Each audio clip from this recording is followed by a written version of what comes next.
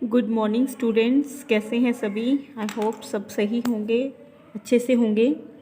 तो 9th class के students, जैसा कि आप सभी जानते हैं, हमारा पिछला 3rd चैप्टर कंप्लीट हो चुका है। आज हम शुरू करेंगे 10th चैप्टर। और 10th चैप्टर है हमारा वृत्त से रिलेटेड, यानी कि सर्कल से रिलेटेड। तो सबसे पहले हमें पता होना चाहिए कि वृत्त होता क्या है। वृत्त होता है कुछ ऐसे बिंदुओं का समूह जो एक निश्चित बिंदु से बराबर दूरी पर होते हैं। जैसे ये वाली दूरी, ये वाली दूरी और ये वाली दूरी सब बराबर हैं। ऐसा जो निश्चित बिंदु है उसे हम केंद्र कहते हैं। जो ये निश्चित दूरी है उसे हम त्रिज्या कहते हैं। और इन बिंदुओं को मिलाने से जो हमारे पास आता है उसे हम वृत्त कहते हैं।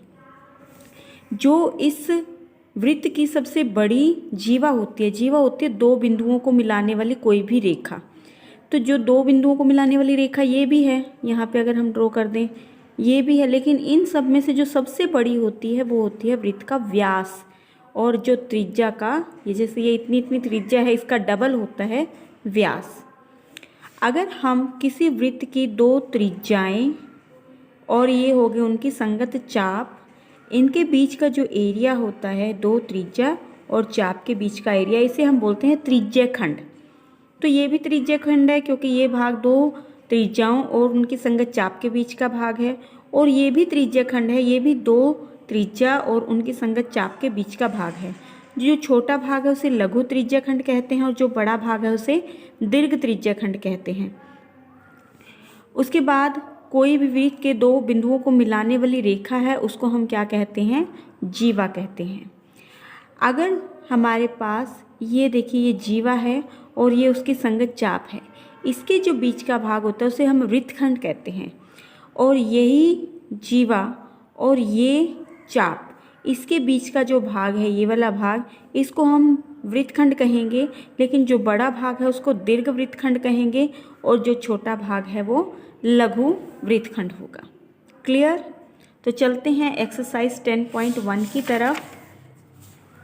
तो ये देखिए एक्सरसाइज 10.1 का फर्स्ट क्वेश्चन है, वृत्त का केंद्र वृत्त के डैश में स्थित होता है, बहिर्भाग में या अभ्यंतर में। अब हमें पता है वृत्त का केंद्र वृत्त के अंदर होता है, तो इसका आंसर आएगा अभ्यंतर। सेकंड पार्ट है, एक बिंदु जिसके वृत्त के केंद्र से दूरी त्रिज्या से अधिक हो वृत्त के। अब ये देखिए एक वृत्त है जिसकी ये कोई बिंदु है, इसकी वृत्त के केंद्र से दूरी त्रिज्या से ज़्यादा है, तो ऑब्वियसली ये जो पॉइंट है वो कौन से भाग में स्थित होगा, बहिर्भाग में। तो यहाँ पे क्या आ जाएगा, बहिर्भाग। क्लियर। और बाहर चला गया तो जो हमारा बिंदु है वो बहिर्भाग में स्थित होगा। अगर हमारी जो दूरी है वो त्रिज्या से बड़ी होती है तो बहिर्भाग में, और कम होती है तो अभ्यंतर में आएगा। वृत्त की सबसे बड़ी जीवा मैंने अभी बताया आपको, वृत्त की सबसे बड़ी जीवा वृत्त का व्यास होता है, तो इसमें आ जाएगा व्यास। उसके बाद एक चाप डैश होता है जिसके एक सिरा एक व्यास के सिरे हों। एक जो चाप है, ऐसी चाप जिसके सिरे व्यास के सिरे हैं, यानी कि ये बन गई जीवा, उसको हम क्या बोलते हैं, अर्धवृत्त बोलते हैं। तो इसका आंसर आएगा अर्धवृत्त। अगला है वृत्तखंड, एक चाप तथा डैश के बीच का भाग होता है। मैंने अभी आपको वृत्तखंड एक्सप्लेन किया था। एक चाप और एक संगत जीवा के बीच का भाग होता है, तो इसमें क्या आएगा, संगत जीवा के बीच का भाग होता है। अगला क्वेश्चन है, एक वृत्त जिस तल पर स्थित हो उसे डैश भागों में विभाजित करता है। अब जैसे ये कोई पेपर है, इस पर हमारा वृत्त स्थित है, वो वृत्त जो है इसको 3 भागों में बांट देगा, एक अंदर वाला भाग, एक बाहर वाला भाग और एक ये वृत्त खुद। कितने भाग हो गए, 3। ठीक है, तो 3 भागों में विभाजित कर देता है ये इसको। नेक्स्ट है, लिखिए सत्य या असत्य, अपने उत्तर के कारण भी दीजिए। पहला है, केंद्र को वृत्त पर किसी बिंदु से मिलाने वाला रेखाखंड वृत्त की त्रिज्या होती है। केंद्र को वृत्त पर किसी बिंदु से मिलाने वाला रेखाखंड, ये बिल्कुल ठीक है। जो केंद्र है उसको वृत्त से जो मिलाएगा उस रेखाखंड को क्या बोलते हैं, त्रिज्या ही बोलते हैं ना। तो ये क्या हुआ, सत्य। नेक्स्ट क्वेश्चन है, एक वृत्त में समान लंबाई की परिमित जीवाएं होती हैं। एक समान लंबाई की कितनी सारी जीवाएं होती हैं? अपरिमित, यानी बहुत सारी जीवाएं होती हैं, तो इसलिए ये क्या हुआ? असत्य। नेक्स्ट है, यदि एक वृत्त को 3 भागों में बांट दिया जाए तो प्रत्येक भाग दीर्घ हो जाता है। ये बिल्कुल गलत है। जब हम एक वृत्त को 3 भागों में बांटेंगे, ये देखिए 3 भाग हो गए, तो जो तीसरा हिस्सा होगा वो आधे से कम होगा, यानी कि वो लघु बन जाएगा। जो हिस्सा आधे से कम होता है वो लघु होता है, और जो आधे से ज़्यादा है वो दीर्घ होता है।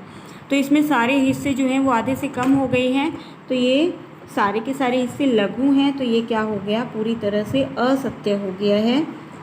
नेक्स्ट क्वेश्चन है हमारे पास, वृत्त की एक जीवा जिसकी लंबाई त्रिज्या से 2 गुनी हो वृत्त का व्यास होती है। ये मैं बता चुकी हूँ, त्रिज्या से डबल होता है व्यास, तो ये पूरी तरह से सत्य है।